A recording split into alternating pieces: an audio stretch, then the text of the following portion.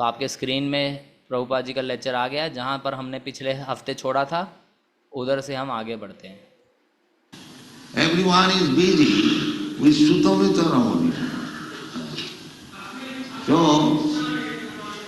somebody can say, unless there is happiness, why people should be interested? There is happiness, certainly. So that happiness is compared by Vidyapati, the great Vaishnava poet.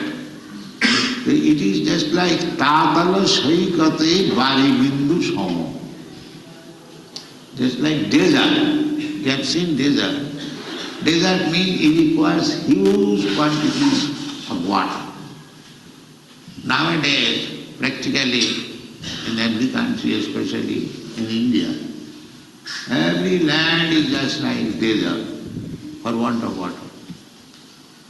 So, you see in Vrindavan, so much land lying vacant, no agriculture. Why? There is want of water. There is no sufficient supply of water. So in this way, if there is scarcity of water, then gradually these places will be converted into desert.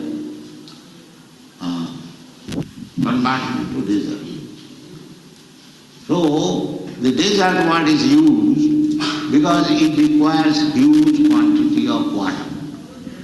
Similarly, we are in this material world. We are trying to be happy in the society friendship of love. Sutamita Ramani Samaj. But the happiness we are getting, that is compared with a drop of water in the desert. In vast desert, Arabian desert, you say that we want water and somebody brings a drop of water and take it. It will be very insignificant, there is no meaning. Similarly, तो यहाँ पे प्रभुपाद जी क्या समझा रहे हैं, बहुत ही important point है, आप लोग सभी ध्यान दीजिए। पिछले सत्र में हमने जाना था, प्रभुपाद कहते हैं सुत मित रमणी समाजे, कि इस जगत में लोग परिवार में, मित्र में, पत्नी में, इसी में व्यस्त हैं। उन्हें लग रहा है कि यही सब केवल जीवन है। तो कोई व्यक्ति कह सकता है कि भाई उसमें उसको सुख मिल रहा होगा तभी तो वो उसमें बिजी है, जब तक सुख नहीं होगा तो फिर कोई क्यों किसी कार्य को करेगा। अगर आप कह रहे हैं कि लोग इसी में बिजी हैं, इस संसार में ही बिजी हैं, तो उन्हें कुछ तो मिल रहा होगा। तो प्रभुपाद जी समझाते हैं कि एक हमारे बहुत महान वैष्णव कवि हुए जिनका नाम है श्रील विद्यापति ठाकुर। तो विद्यापति ठाकुर ने एक गीत लिखा है और उस गीत में वो इस सुख की, इस संसारिक सुख की तुलना किससे करते हैं उसको समझा रहे हैं। तो इस संसारिक सुख की तुलना वो करते हैं एक बड़े रेगिस्तान से, डेजर्ट से। कह रहे हैं जो रेगिस्तान होता है, रेगिस्तान कब बनता है? जब उसमें पानी की कमी रहती है। प्रभुपाद कह रहे हैं आजकल भारत में लोग आजकल जो जगह है, ज़मीन है, वो प्राय एक तरीके से रेगिस्तान बनते जा रहे हैं। जैसे वृंदावन, प्रभुपाद वृंदावन का उदाहरण दे रहे हैं कि अभी खेती बाड़ी नहीं हो रहा और बहुत सारा ज़मीन खाली है और वो सूख रहा है क्योंकि वहाँ जल की कमी है और वहाँ पे प्रॉपर जल आपूर्ति हो नहीं रही। उसी प्रकार से जब जल की कमी हो जाती है तो वो स्थान एक प्रकार से सूखा हो जाता है, रेगिस्तान बन जाता है।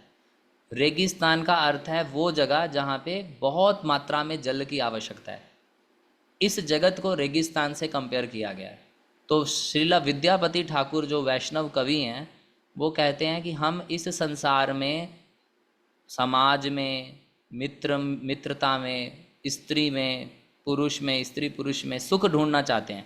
लेकिन जो सुख हमें प्राप्त होता है वो कैसा है? जैसे मान लीजिए कि बहुत बड़ा रेगिस्तान है जहाँ बहुत मात्रा में पानी की आवश्यकता है किसी को, लेकिन वहाँ कोई व्यक्ति चला गया और वो कह रहा है मुझे जल दो, मुझे जल दो, और किसी ने आके केवल एक बूंद जल दे दिया। अभी इतने बड़े रेगिस्तान में एक बूंद जल कुछ भी नहीं है। उसी प्रकार इस जगत में, समझ रहे हैं आप सभी, समझ रहे हैं इस जगत का सुख कैसा है? जैसे कोई रेगिस्तान में एक बूंद पानी की आपको प्रदान कर दे, एक बूंद पानी की अगर आपको मिल जाए और बहुत प्यास लगी हो, एक तो प्यास लगी है तो चलो पानी ना मिले तो व्यक्ति सोचता है कि भी किस्मत ही चलो ऐसी है कि पानी मिला ही नहीं, और मान लो कि प्यास लगी है और व्यक्ति को कोई आगे एक बूंद पानी दे दे बस, तो और तड़प बढ़ जाएगी। उसी प्रकार से ये हमारा संसार की तुलना करी है। किन्होंने करी है संसार की तुलना? श्रीला विद्यापति ठाकुर ने। तो बहुत इंपॉर्टेंट पॉइंट है हमारे लिए। हम आगे सुनते हैं प्रभुपाद जी क्या कहते हैं। We are, our heart is desiring real pleasure, transcendental bliss. So if we are put into this desert, Sutta-metta Ramani Samadhi, what is the benefit? This song is confirmed in the Srimad Bhagavatam that apashyatam atmatattvam. They do not know what is the aim of life. They are satisfied with this drop of water in the desert. It will never mitigate. Desert is very vast tract of land, dry. And if somebody says, all right, take one drop of water. No, what is the meaning? It has no meaning. Similarly, we are spirit souls. We are hankering after Krishna. That is our inner desire. And what happiness we shall get with this society, friendship or love, that is not possible. That is not possible. There is some happiness, temporary happiness, very small quantity, so-called happiness. It will never satisfy. तो अभी प्रभुपाद जी क्या समझा रहे हैं कि ये जो भौतिक जगत है इसकी तुलना किससे करी गई? इसकी तुलना करी गई एक रेगिस्तान से। उसी प्रकार से हम लोग इस रेगिस्तान में फंसे हैं और हम लोग बहुत मात्रा में आनंद चाहते हैं, सुख चाहते हैं। हमारा जो हृदय है वो सुख चाहता है, लेकिन हम फंस गए इस रेगिस्तान में जहाँ पे हम क्या कर रहे हैं?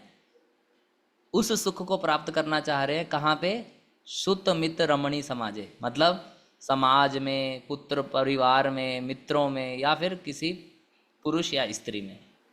तो यही बात भागवतम में भी बोली गई है, अपश्यताम आत्मतत्वम, कि जो लोग अपने जीवन के लक्ष्य को नहीं जानते वो इसी प्रकार रेगिस्तान में फंस जाएंगे।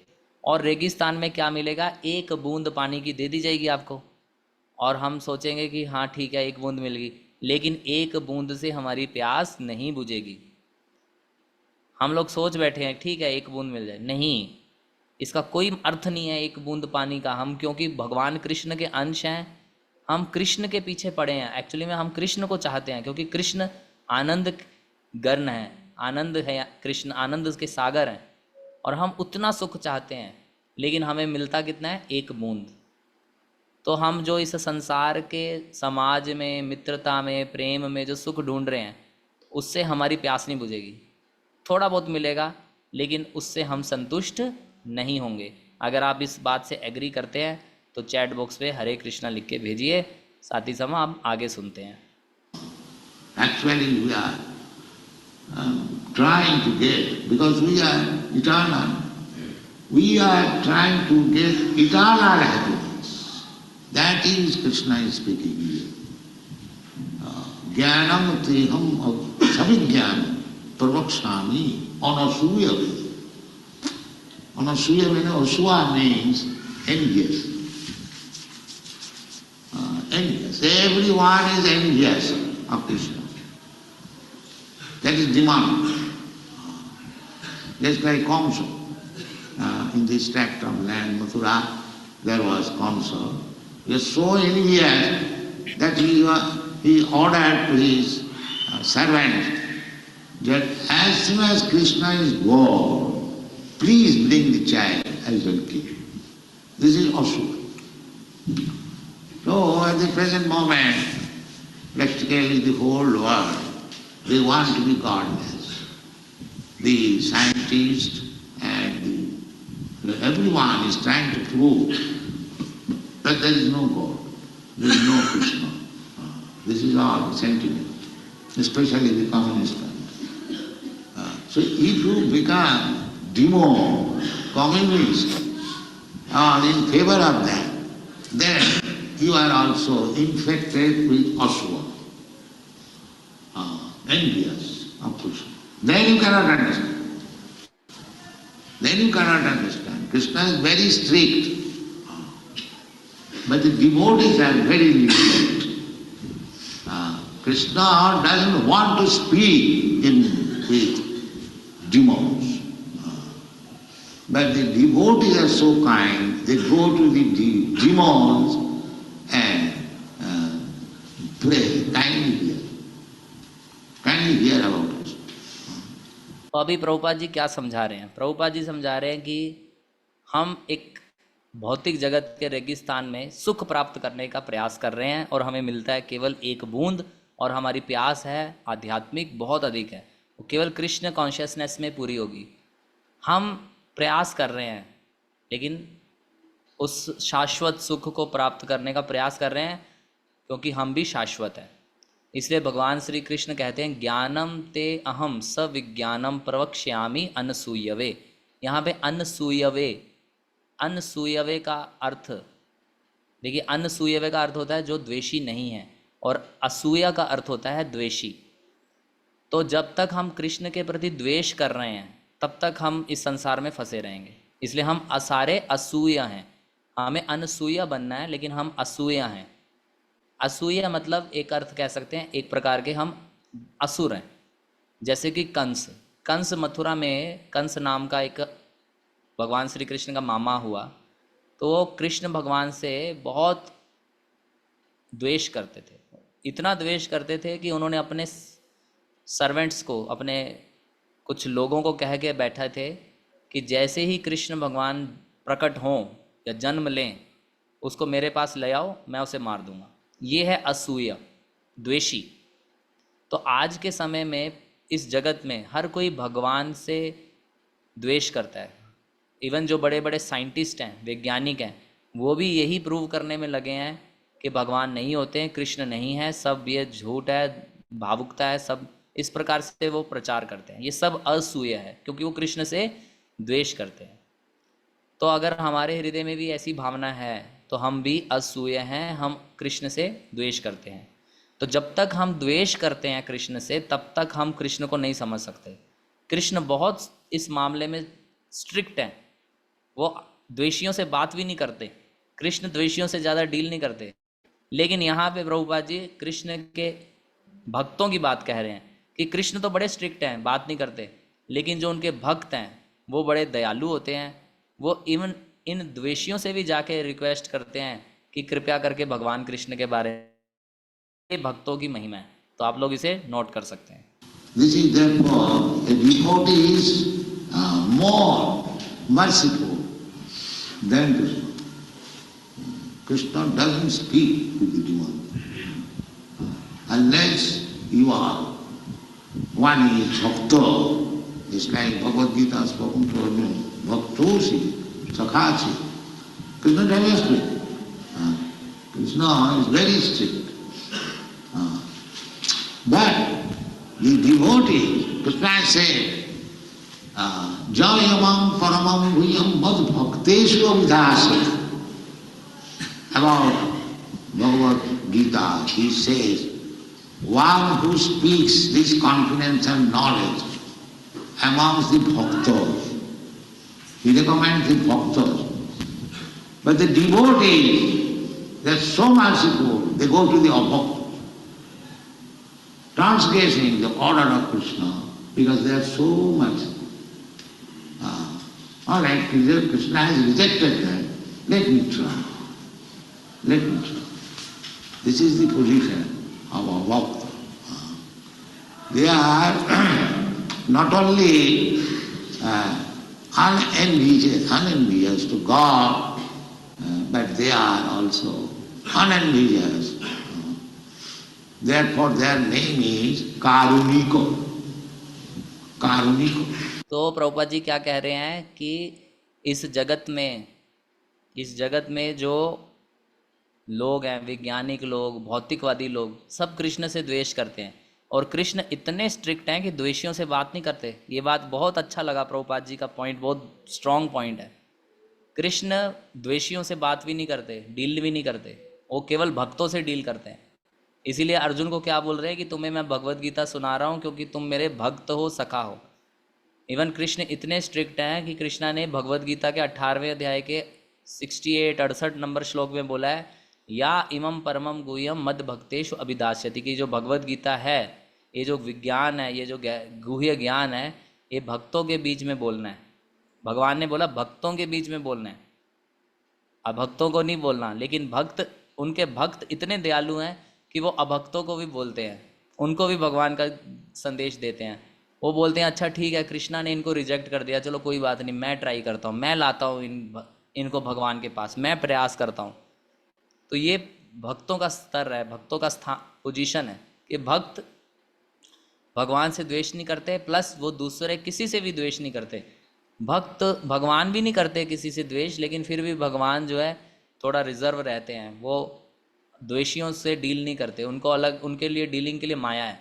लेकिन भक्त क्या करते हैं, द्वेषियों से भी डील करते हैं। भक्त बहुत करुणामयी होते हैं, इसलिए भक्तों के करुणा के कारण ही प्रचार होता है। ये पॉइंट इम्पॉर्टेंट है। प्रचार का मेन रीज़न क्या है, प्रचार कैसे हो पाएगा, जब भक्त करुणामयी होंगे। बिना भक्ति मतलब बिना करुणा के प्रचार किसको करेंगे। इसलिए करुणा, भक्तों में करुणा का पॉइंट है, इसको नोट कीजिए, बहुत इंपॉर्टेंट पॉइंट। आगे सुनते हैं प्रभुपाद जी क्या कहते हैं। Most merciful. They describe what is that? Titiksam, Karunika, Suida Sarvabhutana. Devotees are always tortured by the demons. They are prepared to torture even Krishna, the Supreme Personality of Godhead, and they are devotees also. So they tolerate all these tortures. Therefore, the devotees are described as Titiksama. And Chaitanya Mahaprabhu also teaches, Tinadapi Sunichena, Tarorapi Sahisnana. The devotee should learn this sloka of Sri Chaitanya Mahaprabhu, that he should be tolerant more than the trees. Karma. And they take the risk of preaching amongst the demons, non-devotees, because they are karunika, very merciful, more merciful than Krishna. More merciful than Krishna. Krishna. तो प्रभुपाद जी क्या समझा रहे हैं, ठीक है। एक गुण हमने जाना कारुणिका, कारुणिका मतलब बहुत करुणामयी होते हैं भक्त, और दूसरा गुण है तितिक्षव। डिवोटीज जो भक्त होते हैं उनको असुर लोग हमेशा परेशान करते हैं, जैसे प्रहलाद महाराज जो परेशान किए। असुर लोगों का काम है भक्तों को परेशान करना, क्योंकि असुर द्वेषी होते हैं। भक्त उनको सीधा करना जाना चाहते हैं, रिक्वेस्ट भी करते हैं, अरे आप कृष्ण के बारे में सुनिए, तो वो भक्तों को ही ऊपर चढ़ जाते हैं। भक्त इतने तितिक्षव मतलब इतने सहनशीलता होते हैं, उनके अंदर इतना सहनशीलता होती है कि वो असुरों के इस टॉर्चर को भी सहने के लिए रेडी होते हैं, ठीक है। वो हर तरीके से सहन करते हैं। इसलिए भक्तों को उनके लिए एक गुण कहा गया है तितिक्षवा। एक कारुणिका बड़े मर्सीफुल होते हैं, और एक होता है तितिक्षवा बहुत सहनशील। कितने सहनशील, चैतन्य महाप्रभु ने शिक्षाष्टकम के 3 नंबर श्लोक में बोला है, तृणादपि सुनीचेन तरोरपि सहिष्णुना। ये एक भक्त को कितना सहनशील होना चाहिए, एक वृक्ष से भी अधिक सहनशील होना चाहिए। और कारुणिका, कारुणिका का अर्थ है कि वो अपने जीवन को प्रचार के लिए रिस्क में लगा देते हैं। उनको असुरों से डील करना पड़ता है, रिस्क लेते हैं कि भाई चलो इन लोगों का भी कल्याण हो। वो इतने दयालु होते हैं, श्री कृष्ण से भी अधिक दयालु उनके भक्त होते हैं। आपके हृदय में अगर कोई उदाहरण आ रही है कि ऐसे ही कोई महान वैष्णव या फिर कोई भगवान के ही अवतार असुरों का कल्याण करने के लिए प्रचार करने गए और असुरों ने उनको टॉर्चर किया, फिर भी उन्होंने प्रयास किया और उन असुरों को भक्त बनाया। अगर आपके हृदय में कोई लीला या कुछ समझ आ रहा है आपको, तो चैट बॉक्स पे उसका हिंट मेरे को लिख के भेजिए कि कौन सी लीला आपको ऐसी समझ आ रही है जिसमें एक भक्त ने किसी अभक्त को, द्वेषी को प्रचार करके भक्त बनाया, इवन उनको टॉर्चर किया जा रहा था। तो जड़ भरत महाराज ने रहुगण महाराज को किया, लेकिन रहुगण जी जो हैं द्वेषी नहीं थे भगवान के, वो भगवान के ही एक भक्त भी थे। जड़ भरत, नित्यानंद प्रभु, वेरी गुड, नित्यानंद प्रभु का उदाहरण सबसे इम्पोर्टेंट है। चलिए आगे बढ़ते हैं। कृष्ण क्या कहते हैं नॉन डिवोटीज के बारे में? Don't speak this Bhagavad Gita to the non devotees, because non devotees will not accept. Krishna से सर्वधर्मान परित्यज्य माम एकं शरणं, will accept unless is devotee. The Mayavadi, could be Jnani, Yogi, they cannot accept. They are envious. I am Krishna, I am God. Why shall I surrender to Krishna? Why shall I accept Krishna as God? This is the position of the Bhukti Mukti Siddhika. Therefore you will find so many yogis, they can play jugglery, magic, but they are not devotees. They will not surrender to Krishna. This is there. So such person cannot understand Krishna. They cannot understand the science of Krishna. They cannot understand. Because Krishna does not disclose himself to the non-devotees. So by their own attempt, however big yogi or jnani or kurmi he may be, he cannot understand Krishna. Krishna discloses, reveals himself to the Anasuya way, one who is not envious, and that is devotee. Anasuya way means devotee, who does not, who is not envious of Krishna. Others are envious. One big jnani yogi. बहुत ही important point, बहुत important point Prabhupada ji कह रहे हैं कि भगवद गीता का जो ज्ञान है, भगवान श्री कृष्ण ने कहा है अभक्तों को नहीं बोलना है। लेकिन भक्त लोग इतने दयालु होते हैं कि किस अभक्तों को भी बोलते हैं, अरे कृष्ण के बारे में सुनिए। लेकिन भगवान ने मना किया, क्योंकि अभक्त कभी भी कृष्ण की बातों को स्वीकार नहीं करेंगे। कृष्ण बोलते हैं सर्वधर्मान परित्यज्य मामेकम शरणं व्रज। ये कौन स्वीकार करेगा? केवल भक्त मान लेगा इस बात को। लेकिन जो मायावादी हैं, कर्मी हैं, ज्ञानी, योगी, ये कभी इस बात को नहीं मानेंगे, क्योंकि वो कृष्ण से द्वेष करते हैं। वो तो खुद को कृष्ण मानते हैं। वो बोलते हैं मैं ही कृष्ण हूँ, तो मैं क्यों कृष्ण को सरेंडर करूँ, मैं खुद ही कृष्ण हूँ। तो कृष्ण को क्यों भगवान मानेंगे? इनका क्या स्थान रहता है? ये केवल भोग, मुक्ति, सिद्धि यही प्राप्त करना चाहते हैं। इसलिए कई योगी ऐसे होते हैं जिनको प्रभुपाद जी बोल रहे हैं, वो क्या करते हैं, बड़े बड़े जादू दिखा लेंगे, सब कुछ कर लेंगे, लेकिन कभी भी कृष्ण को शरणागत नहीं होंगे। वो बहुत बड़े बड़े सिद्धियां दिखा देंगे, लेकिन कृष्ण को शरणागत नहीं होंगे। तो फिर ऐसे जो लोग हैं, ऐसे लोग कभी भी कृष्ण को समझ नहीं पाते। क्यों नहीं समझ पाते? क्योंकि भगवान कृष्ण उनके समक्ष अपने आप को कभी प्रकट ही नहीं करते हैं। उनके लिए श्री कृष्ण का विज्ञान एक रहस्य बना रह जाता है। वो अपने प्रयास से, चाहे कितना ही बड़ा ज्ञानी हो, योगी हो, कृष्ण को नहीं समझ सकता जब तक कृष्ण नहीं चाहेंगे। और कृष्ण कभी भी द्वेषियों के सामने अपने आप को प्रकट नहीं करते। ये पॉइंट इंपॉर्टेंट है। कृष्ण केवल अपने भक्तों के सामने अपने आप को प्रकट करते हैं, क्योंकि भक्त द्वेषी नहीं होते। इसलिए भक्त अनसूयवे होते हैं, असूय नहीं होते, अनसूयवे होते हैं। जो कृष्ण के प्रति द्वेष करता है उसके सामने कृष्ण प्रकट नहीं करेंगे। यानी कि हम अपने प्रयास से भगवान को नहीं प्राप्त कर सकते। हम कृष्ण से अगर द्वेष करते हैं तो कभी कृष्ण हमें अपने समक्ष प्रकट नहीं करेंगे। कृष्ण हमें तभी प्रकट होंगे जब कृष्ण देखेंगे कि ये हृदय में पूरी तरह से शुद्ध हो गया है, मेरे प्रति इसका द्वेष खत्म हो गया है, मेरा सेवक बन गया है। इसलिए जो कर्मी होते हैं, ज्ञानी होते हैं, योगी होते हैं, इनके समक्ष भगवान प्रकट नहीं होते। You work hard and get the result and enjoy. Why you are going to the temple to pray?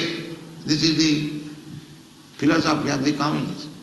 Why should you go to the church? Why should you go to the temple? Forget all these things. Work hard, earn money, and enjoy life. But that is demonic. Because there is enemy against God. They are demons.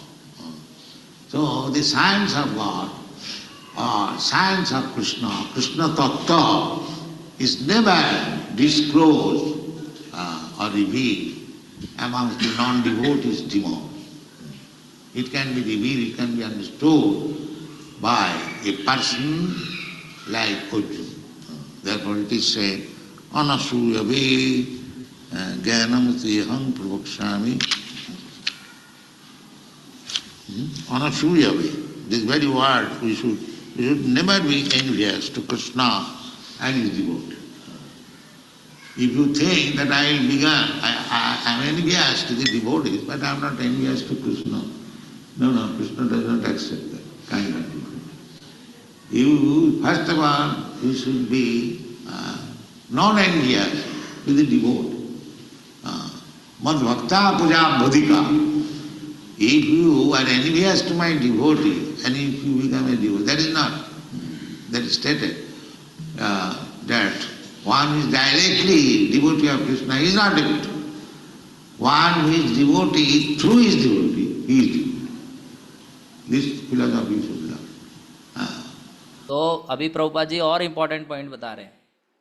क्या बता रहे हैं कि कर्मी, ज्ञानी, योगी ये सब envious होते हैं भगवान के, इसलिए भगवान इनके समक्ष अपने आप को प्रकट नहीं करते. तो कर्मी क्या करते हैं? कर्मियों का क्या सिद्धांत होता है? कर्मी बोलते हैं कड़ी मेहनत करो, उससे आपको फल मिलेगा, आप पैसा कमाओगे बहुत अधिक और उससे एंजॉय करो. मंदिर जाने की क्या आवश्यकता है? चर्च, यहाँ विदेशियों के लिए बोल रहे हैं, तो मंदिर, चर्च इत्यादि जाने की क्या आवश्यकता है? ये सब छोड़ो, केवल मेहनत करो, कड़ी मेहनत करो, पैसा कमाओ और एंजॉय करो. ये सब आसुरिक विचार हैं, क्योंकि उनका भगवान के प्रति द्वेष होता है. तो जो भगवान का विज्ञान है, जो कृष्ण तत्व है, वो कभी भी भगवान अभक्तों के समक्ष प्रकट नहीं करते. केवल उन भक्तों के समक्ष प्रकट करते हैं जो अर्जुन जैसे हैं. जैसे अर्जुन के समक्ष गीता का ज्ञान प्रकट किया, भगवान अपने तत्व का ज्ञान केवल भक्तों के समक्ष प्रकट करते हैं. इसलिए भक्तों के लिए कहा गया है, या ऐसे लोगों के सामने प्रकट करते हैं जो अनसूयवे होते हैं, द्वेषी नहीं होते हैं. लेकिन यहाँ पे एक चीज़ बड़ी इंपॉर्टेंट प्रभुपाद जी कह रहे हैं, द्वेषी नहीं होने का अर्थ क्या और अधिक एक्सप्लेन कर रहे हैं. इसका अर्थ ये नहीं कि कृष्ण के प्रति तो हम द्वेषी नहीं हैं, लेकिन उनके भक्तों के प्रति द्वेष कर रहे हैं. कोई व्यक्ति कहे या सोचे कि मैं भक्तों के प्रति तो मेरा द्वेष है, लेकिन मैं कृष्ण के प्रति द्वेष नहीं करता. नहीं, ये भी चलेगा नहीं. सबसे पहले कृष्ण का क्या कहना है कि आप उनके भक्तों के प्रति पहले द्वेषी हैं अगर, तो फिर कृष्ण प्रसन्न नहीं है. पहले भक्तों के प्रति भी आपका द्वेष नहीं होना चाहिए. अगर हम भक्तों के प्रति द्वेष करते हैं और हम सोच रहे हैं हम भक्त बन जाएं कृष्ण के, और भक्तों से ही द्वेष करते हैं, तो ये बिजनेस नहीं चलेगा. भगवान कहते हैं उनके भक्त का पहले भक्त बनो, पहले भक्त की सेवा करो, फिर मेरी सेवा मैं आपको भक्त मानूंगा. भगवान कहते हैं मैं अपना डायरेक्ट किसी को डायरेक्ट भक्त नहीं मानता, पहले मेरे भक्त के भक्त बनो, तब मैं मानूंगा आप मेरे भक्त हो. ये और इम्पॉर्टेंट पॉइंट है. अगर हम सोच रहे हैं हम भक्तों से द्वेष कर रहे हैं और कृष्ण से प्रेम कर लेंगे, तो ये पॉसिबल नहीं है. You cannot say, why shall I go through Guru or through Vaishnava to Krishna? I can go directly, I am so qualified. No, you are not qualified. If you jump over like that, that is not. That is in Bengal it is says, Ghoda dinge ghas khao. There is grass before the horse. If you think that I shall jump over the horse and eat the grass, that is not possible. So, one should be devotee, first of all. Tad vijnanartham sa guru eva vigacche. We must approach a bona fide guru in order to understand the science of Krishna. Avigacche, this I have explained several times. So, anasuya. If you want to learn Krishna, then you should be very much humble and submissive to Krishna and his devotee. बहुत important point Prabhupada ji ने बोला कि अगर हम भक्तों से द्वेष करते हैं और सोच रहे हैं कृष्ण को प्राप्त कर लेंगे, तो पॉसिबल नहीं है। अगर हमें कृष्ण तत्व ज्ञान चाहिए तो हमें उनके भक्तों के पहले सेवा करनी पड़ेगी। हम ये नहीं कह सकते कि अरे गुरु की क्या आवश्यकता है, वैष्णव की क्या आवश्यकता है, मैं तो सीधा कृष्ण को प्राप्त कर लूँगा, मैं इतना योग्य हूँ। नहीं, हम योग्य नहीं हैं। हम एकदम छलांग लगा के कृष्ण को प्राप्त नहीं कर सकते। हम गुरु के ऊपर से छलांग लगा के, गुरु को हटा के, वैष्णवों को हटा के, भक्तों को हटा के डायरेक्ट कृष्ण तक नहीं पहुंच सकते। इसलिए बंगाली में एक कहावत है, होनार दिन के घास का। ऐसा एक कहावत है कि मान लीजिए एक घोड़े के सामने घास पड़ी है और कोई सोचे कि मैं घोड़े को जंप करके घास प्राप्त कर लूँगा, तो ये संभव नहीं है। सबसे पहले हमें भक्त बनना पड़ेगा। तद विज्ञानार्थम सद्गुरुम एवाभिगच्छेत। सबसे पहले हमें गुरु को पास जाना होगा, उनसे कृष्ण के बारे में सुनना होगा, सीखना होगा। अभिगच्छेत, गुरु को अप्रोच करना पड़ेगा। इसलिए अगर हम कृष्ण तत्व ज्ञान जानना चाहते हैं तो सबसे पहले हमें विनम्र होके भक्तों के प्रति शरणागत होना पड़ेगा। और भक्तों के प्रति शरणागत होना मतलब भक्तों से द्वेष नहीं करना होगा। Jnanam vijnana sahitam. Jnana, this knowledge, most confidential knowledge, it is not sentiment. Vijnana sahitam. It is science. Just like in scientific knowledge, you must know theoretically and practically. Not only that, you simply know that so much oxygen, so much hydrogen produces water by mixing. That is theoretical. You have to make water by mixing these two chemicals.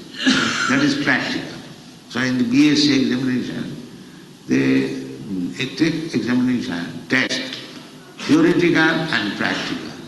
So theoretical is, Krishna says, Sarvadharman Parityajya Mamekam Saranam Vraja. But when you really surrender, there is practical science.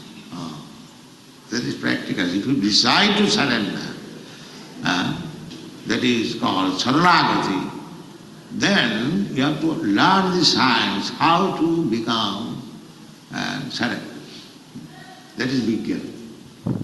Jnana means theoretical knowledge and Vijnana means practical. So you have to do it practically.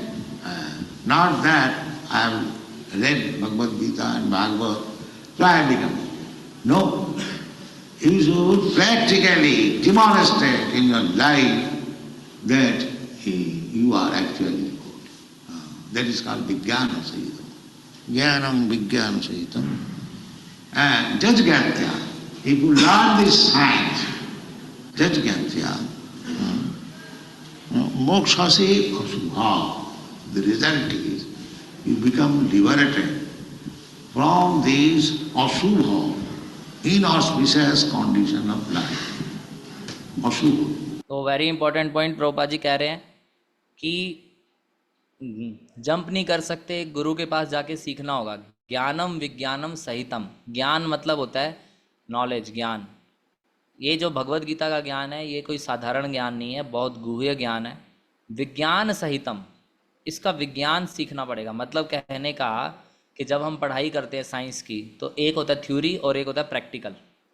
तो theory जान लेना कि इसमें ये component हैं, लेकिन फिर उसको प्रैक्टिकल करना और बनाना। जैसे मान लीजिए जल है, उसमें हमें पता है हाइड्रोजन ऑक्सीजन होता है, लेकिन जब हाइड्रोजन ऑक्सीजन मिक्स करके प्रैक्टिकल करते हैं और जब पानी बनता है तब फिर हम जान पाते हैं कि अच्छा ये थ्योरी इस तरीके से प्रैक्टिकल है, यानी कि ये बिल्कुल एकदम परफेक्ट हुआ। तो कृष्ण भगवान थ्योरी में बोल दे रहे हैं सर्वधर्मान परित्यज्य, मेरे शरणागत हो। ये तो हमने थ्योरेटिकली जान लिया और अब प्रैक्टिकल करना पड़ेगा। प्रैक्टिकल कैसे करेंगे? तो हमें जानना पड़ेगा कि किस प्रकार से भगवान को शरणागत होना है। जब हम उसको प्रैक्टिकल करते हैं तो विज्ञान कहलाता है। ज्ञान मतलब थ्योरेटिकल नॉलेज, विज्ञान मतलब प्रैक्टिकल नॉलेज। तो हमें प्रैक्टिकली करना पड़ेगा। हमें भगवत गीता पढ़नी पड़ेगी, भागवत पढ़ना पड़ेगा, फिर उसके बाद से हमें डिवोटी बनना पड़ेगा। फिर उसको हमें अपने जीवन में देखना पड़ेगा कि डिवोटी होता कैसा है, डिवोटी की तरह जीना पड़ेगा। केवल थ्योरी ले लेना कि भाई भगवान को शरणागत होना है, और प्रैक्टिकल ना करना, उससे काम नहीं बनेगा। प्रैक्टिकल भी करना पड़ेगा, ज्ञान विज्ञान सहितम। और जब हम ज्ञान और विज्ञान सहितम हो जाएंगे, मतलब ज्ञान को भी धारण किया और प्रैक्टिकल भी किया, तब क्या होगा, हम मुक्त हो जाएंगे। किन से? ये जो डेजर्ट वाली हमने बात बताई थी शुरू में कि ये जगत कैसा है, एक रेगिस्तान जैसा है, और रेगिस्तान में प्यासे को अगर एक बूंद पानी मिल जाए तो बहुत और परेशान हो जाएंगे। तो ऐसे परेशानी वाले अशुभ जीवन से हम मुक्त हो जाएंगे जब हम भगवत गीता के ज्ञान को विज्ञान बनाएंगे, यानी कि भगवत गीता की नॉलेज को जब हम प्रैक्टिकली अपने जीवन में उतारेंगे। नहीं तो ये संसार में हम फंसे रहेंगे। Is that inauspicious condition of life, this materialistic life. If you want to get out of this materialistic way, this is Ashubha. There is no Shubha. People are thinking we shall make it Shubha. Shubha means auspicious and material adjustment. By having nice car, nice road, skyscraper building, and so many machine and bodily comfort, which is known as material advancement. But the Shastra says it is all inauspicious. All inauspicious. If you want to become free from this inauspicious kind of life, then you should learn this science which Krishna is teaching, Jnanam Vijnana, not this Vijnana, the so-called materialistic science. You should learn the real science, Savijnana, that is, how to surrender to Krishna, how to become not envious to Krishna. This is a great science you have to learn. That is spoken in this chapter, 9th chapter, the science of Krishna consciousness. If you become expert in this science, then you become free from this inauspicious science, this material science. Thank you.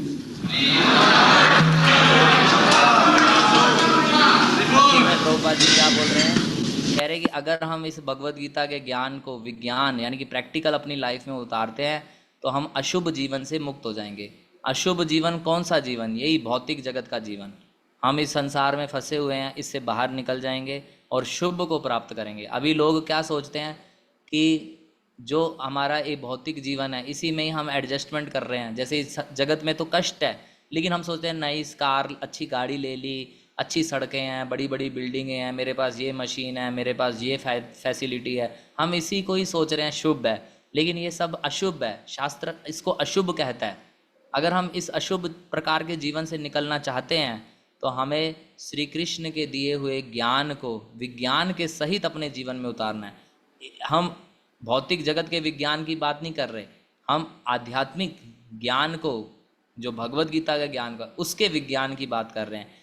वो विज्ञान क्या है कि कैसे भगवान को शरणागत होना है, कैसे भगवान के प्रति जो हमारा द्वेष है उसे हटाना है। ये विज्ञान, ये हमारे अंदर अगर आ जाए और हम इस प्रकार से जीने लग जाएं तो हम इस अशुभ जीवन से मुक्त हो सकते हैं। इसलिए हमें ये सीखना पड़ेगा। और ये भगवत गीता का जो सीरीज़ हमने शुरू किया है श्रीला प्रभुपाद जी के लेक्चर्स का, ये उसका पहला चैप्टर था और 9th चैप्टर का पहला श्लोक था। और प्रभुपाद जी कह रहे हैं इस 9वें चैप्टर में श्री कृष्ण के विज्ञान के बारे में चर्चा होगी। तो अगर हम इस विज्ञान में दक्ष बन जाते हैं तो फिर हम इस भौतिक जगत के अशुभ जीवन से निकल जाएंगे। और इस प्रकार से प्रभुपाद जी ने हमें बहुत सारी शिक्षाएं दी। और हम प्रभुपाद जी का एक बार चैट बॉक्स पे हरे कृष्ण महामंत्र लिख के या हरे कृष्णा लिख के धन्यवाद करते हैं।